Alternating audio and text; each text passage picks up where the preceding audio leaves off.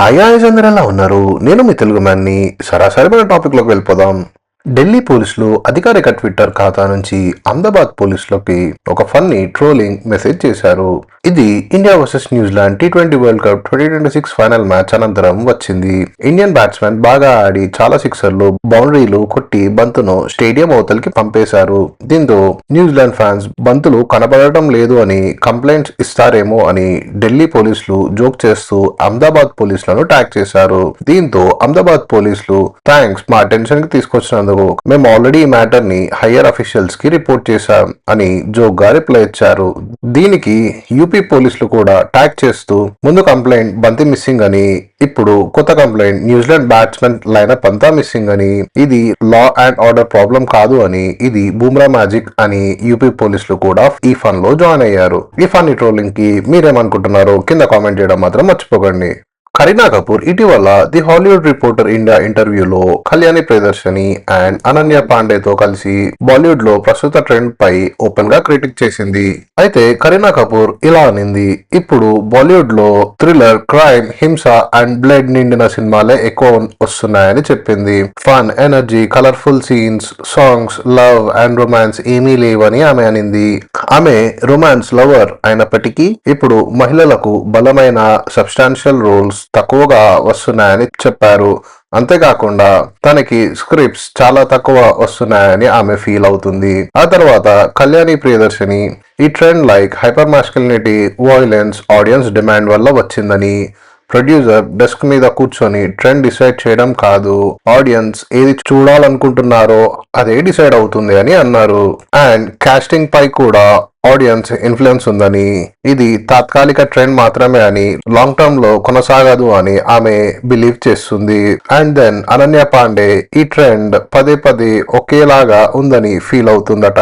ప్రతి scene sensational and shocking అయి ఉండాలని ఆడియన్స్ భావిస్తున్నారు.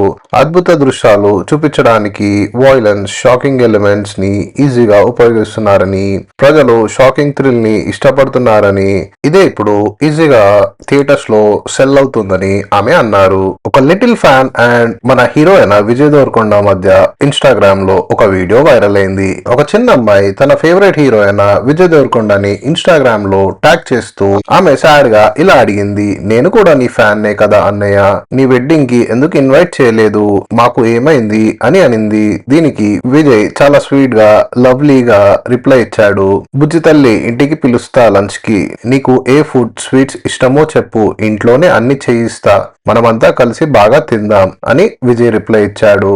ఈ స్పెషల్ మూమెంట్ లో నాకు కూడా ఒక లైక్ చేయొచ్చు కదా. విడాకులు తీసుకుంటున్న టాలీవుడ్ హీరోయిన్. సినీ ఇండస్ట్రీలో విడాకులు తీసుకుంటున్న వారి సంఖ్య పెరగటం ఆందోళన కలిగిస్తుంది. తాజాగా ఈ లిస్ట్ లో టాలీవుడ్ హీరోయిన్ అయిన హన్సిక కూడా చేరారు. తన భర్త సోహెల్ తో 4 ఏళ్ల వివాహ బంధాన్ని తెరదించారు. 2022లో తన చిన్ననాటి స్నేహితుడైన సోహెల్ ను హన్సిక వివాహం ఆడారు. అయితే సోహెల్ కు అప్పటికి రింకీ భజన్ తో పెళ్లి జరగ్గా కొంతకాలానికి వారిద్దరు విడిపోయారు. ఆ తర్వాత సోహెల్ హన్సికను లవ్ మ్యారేజ్ చేసుకున్నారు. వీరి పెళ్లిని ఆ సమయంలో జియో హాట్‌స్టార్ లో స్ట్రీమ్ చేశారు. మధ్యప్రదేశ్ లోని దామోస్ జిల్లాలో ఒక షాకింగ్ ఇన్సిడెంట్ జరిగింది. వివరాల్లోకి వెళ్తే మధ్యప్రదేశ్ దామోస్ లో 14 సంవత్సరాల 10వ తరగతి చదువుతున్న రిషి పరీక్షల్లో జవాబులు చూపించడానికి నిరాకరించాడనే కారణంతో క్లాస్మేట్స్ అతన్ని కత్తితో పొడచబడి చంపారు. దీంతో 8 మంది మైనర్లను పోలీసులు అరెస్ట్ చేసి ఇన్వెస్టిగేషన్ చేస్తున్నారు. డీటెయిల్స్ లోకి వెళ్తే రిషి అగర్వాల్ ఇమ్లాయి గ్రామంకి చెందిన 10th క్లాస్ విద్యార్థి. అతను అనిమియా సమస్యతో బాధపడుతున్నాడు. అనిమియా అంటే రక్తస్రావాన్ని మరింత తీవ్రతరం చేస్తుంది. కాగా పరీక్షల్లో జవాబులను చూపించమని డిమాండ్ చేసిన క్లాస్మేట్స్ తో మొదటిసారి ఫిబ్రవరి 27న క్లాస్ జరిగింది. దాని తర్వాత మళ్ళీ మార్చి 2న ఎగ్జామ్ లో చూపించలేదని మళ్ళీ వాదన పెట్టుకున్నారు. కాగా స్కూల్ గేట్ వద్ద మార్చి 6వ తారీఖున మధ్యాహ్నం 12 గంటల సమయంలో రిషి చివరి పేపర్ పూర్తి చేసి స్కూల్ నుంచి బయటకు వచ్చాడు. అప్పుడు 8 మంది క్లాస్మేట్స్, అందరూ మైనర్లు, కత్తులతో దాడి చేసి రిషిని గాయపరిచారు. గాయపడిన రిషిని డిస్ట్రిక్ట్ హాస్పిటల్ ను తరలించిన కానీ అతను ఐసీయూలో తుది శ్వాస విడిచాడు.